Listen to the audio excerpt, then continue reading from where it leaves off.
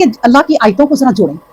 کہ جب راتوں کو جاگنے کی بات کی نا سجدے کی، اگلی بات دیکھیں کہ جب ظاہر ہے جب ایک بندہ اٹھا ہے اس نے اپنی نیند توڑی ہے تو اب سوچو بھائی اللہ سے گفتگو کیا کرنی، تو کیونکہ اب وہ وقت ہے اپنے رب کو منا لو، اپنے رب سے چیزیں لے لو، تو وہ کیا پھر کرتی ہیں والذین یقولون ربنا اصرف عنا عذاب جہنم، وہ کہتے ہیں کہ اے ہمارے رب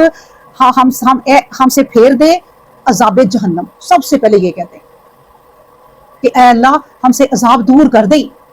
اب دیکھیں یہ بھی نہیں اللہ نے کہا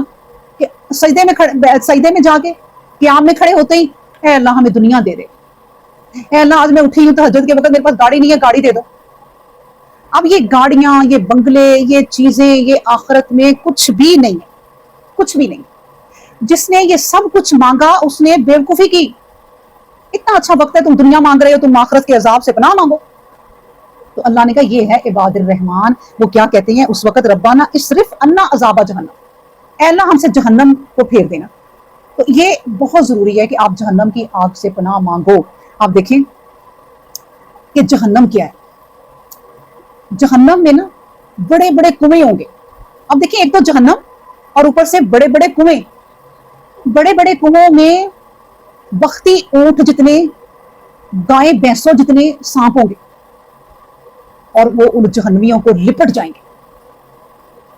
اتنے بڑے بڑے ہوں گے، کوئی سر کے بل، کوئی جسم کے کس حصے پہ، کوئی کس حصے پہ لپٹ جائیں گے۔ اس لیے اللہ نے کہا کہ پہلے قیام میں کھڑے ہوتے ہی، سجدے میں کھڑے ہوتے ہی بھائی جہنم سے پناہ مانگ لو، یہ زیادہ اچھا وقت ہے، پہلے یہ بات کر لو، پہلے اپنی اگلی دنیا سنوار لو، بعد میں پھر یہ بھی کہہ دو ربنا آتنا فی الدنیا حسنہ وفی الآخرۃ حسنہ وقنا عذاب النار، پھر بھی وقنا عذاب النار، پھر بھی ساتھ یہ کہو دنیا بھی چلو مانگ لو تاکہ دنیا عزت سے گزرے، کسی کا انسان محتاج نہ ہو۔ تو اس لیے جہنم سے پناہ مانگو۔ اللہ اکبر، کہتی ہیں کہ جہنم جو ہے نا پوری کی پوری جہنم اس وقت گردن کی صورت میں نکلی ہوگی، آپ تصور کریں کہ کتنی بڑی وہ گردن ہوگی،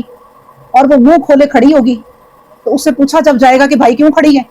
وہ کہے گی میں ہر اس شخص کو اپنے اندر لینے کے لیے کھڑی ہوں جو متکبر تھا، سرکش تھا اور اللہ سے منہ پھیرے ہوئے تھا، ان کا انتظار میں اتنی بے چینی سے کر رہی ہوں۔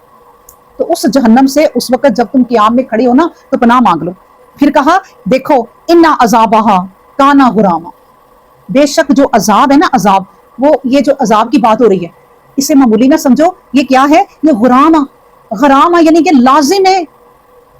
جس طرح اس وقت تم بول رہے ہو ایک سچ ہے، جس طرح تم جی رہے ہو ایک سچ ہے، جس طرح تم مانتے ہو کہ ہم نے مر کے اٹھنا ہے ایک سچ ہے، اسی طرح یہ عذاب لازم ہے، سچ ہے، اس کو مانو اور اس سے پناہ مانگو۔ دنیا کی زندگی میں اتنے فنا نہ ہو جاؤ کہ عذاب سے پناہ مانگنے بھول جاؤ۔ کئی لوگ جہنم میں اس لیے جائیں گے کہ اللہ تعالیٰ کہے گا کبھی زندگی میں تم نے عذاب سے پناہ ہی نہیں مانگی، تم نے کبھی کہا ہی نہیں کہ اللہ وقنا عذاب النار، کہ اللہ ہمیں عذاب سے بچا لینا۔ تو یہ آپ اپنی اچھی دعاؤں میں ساتھ ہی جہنم سے پناہ مانگا کریں، جو بھی دعائیں کریں۔ پھر کہا دیکھو وہ اب جہنم کا ہی تعارف ہو رہا ہے کہ انہا ساعت، بے شک وہ جو جگہ ہے نا، مستقرن رہنے کی، ٹکانے کی، ساعت کا مطلب ہے بری ہے، انہا ساعت وہ بہت بری ہے، مستقرن جس میں ٹکانا تمہارا ہوگا، مقامن اور جگہ ہوگی، وہ جگہ اور تمہارا ٹکانا بہت برا ہے۔ اللہ نہ کرے، اللہ سے دعا کرو کہ وہ ٹکانا کسی کو نہ دے، اس میں کوئی چین نہیں ہے، کوئی اس میں سکون نہیں ہے۔ اب دیکھیں نا ساری زندگی دنیا کی ٹینشن، دنیا کے غم، دنیا سے مقابلہ، کبھی کسی سے مقابلہ، اس طرح ہی زندگی گزر گئی، پھر مر کے بھی چین نہ پایا تو کدھر جائیں گے؟ تو پھر اس دنیا میں اس طرح کیوں نہ کریں کہ یہ سب کچھ تو بے چینی والا ہونا ہی ہے، دنیا تو کبھی ادھر سے غم کبھی ادھر سے غم، تو آخرت تو سنوار لیں۔ یہ تو ایسے ہی ہونی ہے، کیونکہ دنیا کے اصول ہی اللہ نے کچھ ایسے بنا دیے ہیں کہ خوشی ہے، غم ہے، سکون ہے، بے سکونی ہے، دھوپ ہے، چھاؤں ہے، یہ ساتھ ساتھ چلنے ہیں۔ تو یہ اصول جو جان لے گا نا وہ بڑے آرام سے زندگی گزار دے گا، یعنی جب کوئی پریشانیاں آئی نا تو اس کے دماغ میں فوراً آئے گا کوئی بات نہیں، ہر پریشانی کے بعد آسانی ہے، ان مع العسر یسرا فان مع العسر یسرا،